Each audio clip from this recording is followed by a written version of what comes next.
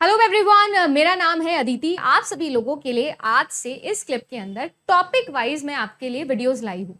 ये जो वीडियोस है ये आप लोगों के लिए काइंड ऑफ एक डेमो भी है जो हम लोगों ने पेड क्लासेस में ऑलरेडी पढ़ा है। तो आपको यूट्यूब पे फ्री ऑफ कॉस्ट कुछ कुछ झलकी मिलने वाली है कि हमने पेड क्लासेस में क्या पढ़ा था।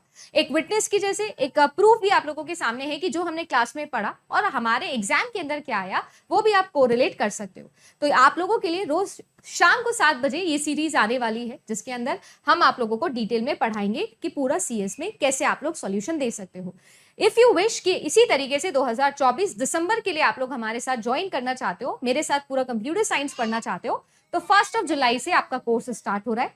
देखो, प्लान करो, अपने आप प्रूफ देखो कि हमने क्या पढ़ा, कैसे पढ़ा, और लाइव फाउंडेशन बैच 1 जुलाई से ज्वाइन कर लो। ज्वाइन करने के लिए जेआरएफ अड्डा एप्लीकेशन आप डाउनलोड कर सकते हो, नंबर आपके पास में है। ये सभी चीजें आप लोगों को इसके अंदर मिलेगी, स्पेशली स्टडी प्लानर, पूरे 6 महीने का मेरा लेसन प्लान और आपको कब क्या रिवाइज करना है, दोनों शीट्स आप लोगों को मिलने वाली है।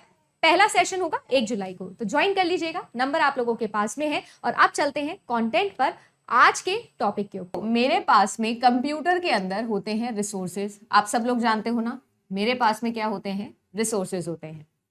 रिसोर्सेज कोई भी एक ऐसी चीज होती है जो कंप्यूटर का पार्ट है जिसे एंड यूजर यूज करना चाहता है। अब एंड यूजर उसे जब भी यूज करना चाहता है, चाहे सॉफ्टवेयर रिसोर्स हो चाहे वो हार्डवेयर रिसोर्स हो। जैसे मैं एक कॉमन सा एग्जांपल लेती हूँ, एक रियल लाइफ सिनेरियो लो। रियल लाइफ सिनेरियो के अंदर ये आप लोगों का लैपटॉप है। इस लैपटॉप पर आप क्या कर रहे हो, आप पिक्चर देख रहे हो, मूवी देख रहे हो, है ना। अब मूवी देखने के लिए देखो आपके पास में कौन कौन से रिसोर्सेस है जो आपको रिक्वायर्ड होंगे। सबसे पहली बात, आप लोगों को स्क्रीन रिक्वायर्ड है, मॉनिटर रिक्वायर्ड है। अगर आपके लैपटॉप का डिस्प्ले ठीक नहीं है तो आपको कुछ भी विजिबल नहीं होगा। इसके अलावा आप सभी लोगों को कोई ना कोई सॉफ्टवेयर रिक्वायर्ड होगा जिसमें वो मीडिया प्ले हो जाए। जैसे कि आप सब लोगों को पता है मीडिया प्लेयर होता है, ऐसे बहुत सारे सॉफ्टवेयर होते हैं जो कोई भी मूवी को .mov, .mp4, .mpj, ऐसे कोई भी डॉट फाइल को रन करने के लिए केपेबल होते हैं। ऐसे सॉफ्टवेयर होते हैं हमारे पास में, तो पिक्चर चल जाए, मूवी चल जाए, तो ऐसा एक सॉफ्टवेयर होगा मेरे पास में। इसके अलावा मेरे पास में देखो मुझे स्पीकर रिक्वायर्ड होगा, क्योंकि मूवी है, साउंड है ना, तो मुझे सुनना भी होगा, तो मुझे स्पीकर रिक्वायर्ड होगा। मतलब मैं मान के चल रही हूँ 3 ऐसे प्राइमरी रिसोर्स है जो मुझे चाहिए अगर मैं मूवी देख रही हूँ मेरे लैपटॉप के ऊपर, मेरे मॉनिटर के ऊपर, मेरे स्क्रीन के ऊपर, राइट। मुझे ये रिक्वायर्ड होंगी चीजें, ये सारी चीजें ऐसी है जो मुझे रिक्वायर्ड होगी। तो इनको हम कंप्यूटर की भाषा में क्या कहते हैं, रिसोर्स कहते हैं। और आपको भी पता है कि अगर कोई भी एंड यूजर जाके कोई मूवी देखना चाहता है, कुछ भी करना चाहता है, तो इस पूरे सिनेरियो के अंदर इसने डेफिनेटली क्या किया होगा, किसी आइकन पे जाके क्लिक किया होगा। इसको क्लिक करते ही प्रोग्राम जो है वो सेकेंडरी मेमोरी से उठा होगा और कहाँ गया होगा, रैम के अंदर गया होगा, तभी तो वो प्रोसेस बना होगा। और जो प्रोसेस है अब उसको रन होना शुरू हो जाएगा। जब तक प्रोसेस रन होगी तब तक सब कुछ एकदम नॉर्मली चलेगा। अगर प्रोसेस एग्जिट हो जाती है ना, कल को आप एस्केप दबा देते हो तो स्मॉल स्क्रीन हो जाती है, फिर क्रॉस दबा देते हो तो बंद हो जाता है, पॉज दबा देते हो तो पॉज हो जाता है। इस तरीके से बहुत सारी एक्टिविटीज है, बहुत सारे ट्रिगर मूवमेंट्स है जो भी अपने आप में छोटी छोटी प्रोसेसेस बनेंगी, राइट।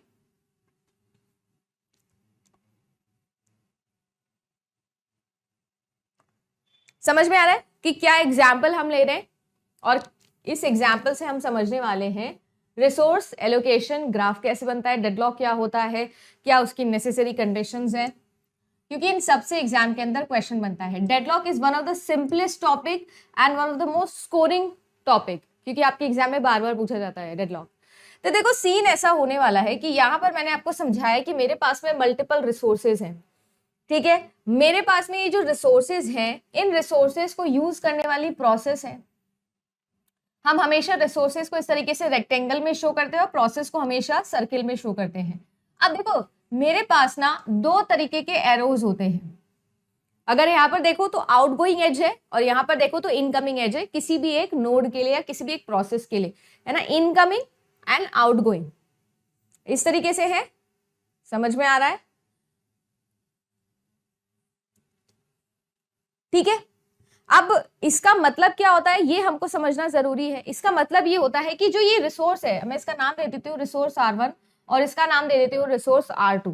ठीक है ना, सेम चीज यहाँ पर है, और यहाँ पर भी है मेरे पास में process P2, this is process P1, है ना। तो इसका भी मैं इस तरीके से ग्राफ बना देती हूँ। अगर आप नोटिस करो तो रिसोर्स R1 के अंदर आउटगोइंग एज है P1 के लिए और इनकमिंग एज है P2 के लिए। उसका उल्टा मैंने क्या किया है, P1 के पास में इनकमिंग एज है R2 के लिए और P2 के पास में आउटगोइंग एज है किसके लिए, आपके रिसोर्स R2 के लिए। तो कुछ इस तरीके का स्ट्रक्चर आप लोगों को मैंने बता दिया है। आप देखो सीन ऐसा है कि यहाँ पर आपको सबसे इंपॉर्टेंट चीज जो समझनी होती है वो ये समझनी होती है कि किस तरीके से आपके रिसोर्सेज आपकी प्रोसेसेस को एलोकेटेड है।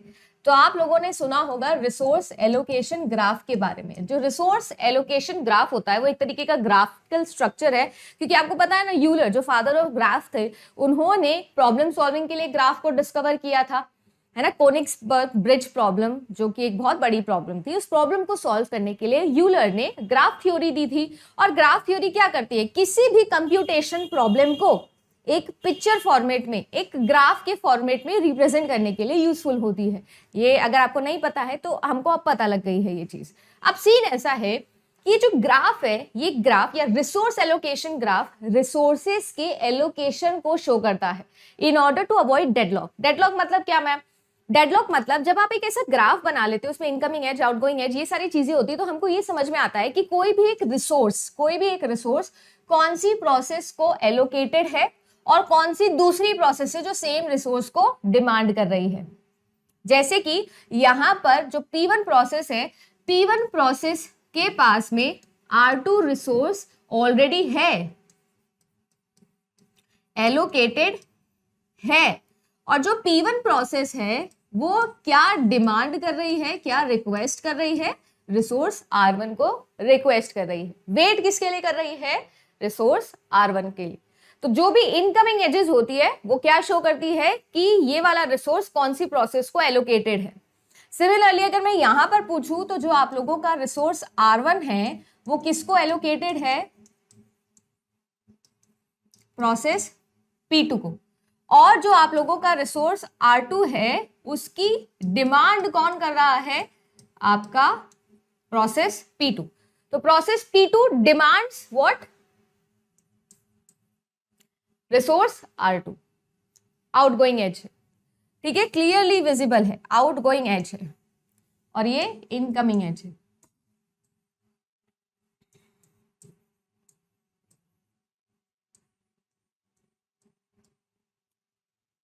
यहां तक क्लियर है सभी को। तो रिसोर्स एलोकेशन ग्राफ किस टाइप का ग्राफ है, क्या काम है इसका, मैम रिसोर्स एलोकेशन ग्राफ का ये काम है कि हमें ये बताता है कि हमारे सिस्टम के कौन कौन से रिसोर्सेस, कौन कौन सी प्रोसेसेस को एलोकेटेड है और कौन सी ऐसी प्रोसेसेस हैं जो सेम रिसोर्सेस के लिए डिमांड कर रही है, रिक्वेस्ट कर रही है, वेट कर रही है।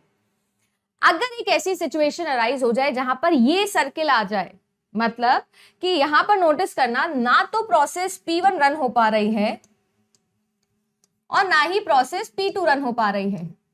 ये फॉर एग्जाम्पल मेरी कंडीशन में था स्क्रीन और ये मेरी कंडीशन में क्या था, स्पीकर। फॉर एग्जाम्पल हम लोग मूवी देख रहे थे ना, रिसोर्स R2 मेरी कंडीशन के अंदर है स्पीकर और रिसोर्स R1 है मेरी कंडीशन के अंदर स्क्रीन, ठीक है ना। ये प्रोसेस P1 है, यानी कि मुझे भी मूवी देखनी है, ये मैं हूं, और ये कौन है, ये मिस्टर पपलू है। तो मुझे और मिस्टर पपलू को दोनों को ही मूवी देखनी है, मैं सिर्फ प्रोसेसेस के नाम दे रही हूं। अब इस कंडीशन के अंदर क्या गड़बड़ हो गई मैम, गड़बड़ ये हो गई कि जब तक प्रोसेस P1 के पास में स्क्रीन और स्पीकर दोनों नहीं होगा मैं मूवी कैसे देख पाऊंगी।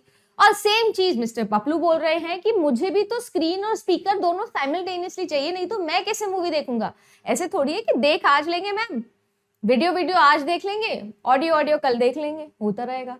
क्या ये पॉसिबल है, no not at all possible है मैम। अब प्रोसेस में हम कैसे आ गए, हम नहीं आए, फॉर एग्जाम्पल बता रही हूँ कि ये जो है ये फॉर एग्जाम्पल है कि आपने यूट्यूब चला रहा था बैकग्राउंड में। अब बैकग्राउंड में जब यूट्यूब चला रखा है और जब मूवी देख रहे हो तो उस कंडीशन में भी स्क्रीन और स्पीकर दोनों काम करने के लिए चाहिए। अब ना तो यूट्यूब ढंग से चल पा रहा है ना मूवी ढंग से चल पा रही है। ये जो सिचुएशन है, इस सिचुएशन को हम लोग बोलते हैं डेड लॉक।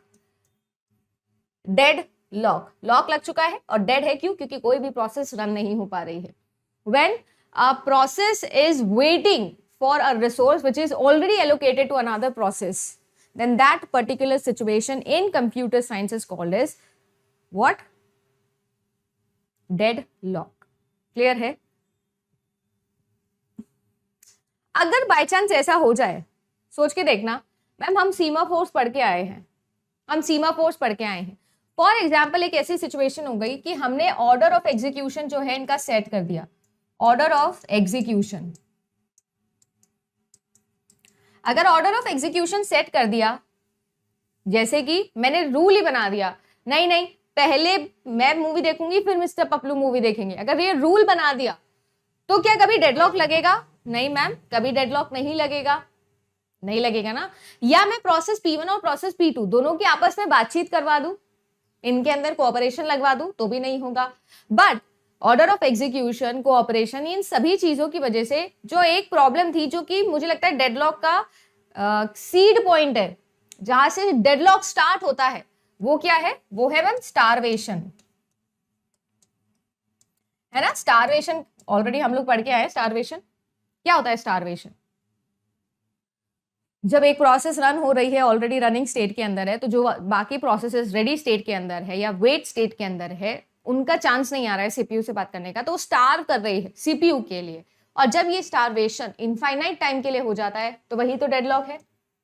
तो आज के बाद अगर मैं आप सभी लोगों को बोलूं कि what is the difference between starvation and deadlock, तो डेडलॉक का कोई रिटर्न नहीं है। डेडलॉक एक डेड एंड है, वहां से वापस आने के लिए मुझे एल्गोरिथम में चेंज करना पड़ेगा, जबकि जो स्टारवेशन है वहां से वापस आने के चांसेस होते हैं। जब स्टारवेशन इनफाइनाइट वेट का हो जाए तो डेडलॉक हो जाता है। और अगर स्टारवेशन, डेडलॉक और वेटिंग टाइम में डिफरेंस पूछ ले तो कोई डिफरेंस या कोई कंफ्यूजन का पॉइंट ही नहीं है। यहाँ पर वेटिंग टाइम अलग है, वेटिंग टाइम और स्टारवेशन अलग चीजें हैं। वेटिंग टाइम का मतलब है कि किसी प्रोसेस ने अपनी मर्जी से सीपीयू को छोड़ा है क्योंकि उसको कोई और काम याद आ गया है। स्टारवेशन सीपीयू की वजह से वो प्रोसेस क्या नहीं कर पा रही है, सीपीयू के पास नहीं जा पा रही है। दोनों में डिफरेंस है, सेम डिफरेंस है जो मल्टी प्रोग्रामिंग और मल्टीटास्किंग में मैंने आपको बताया था।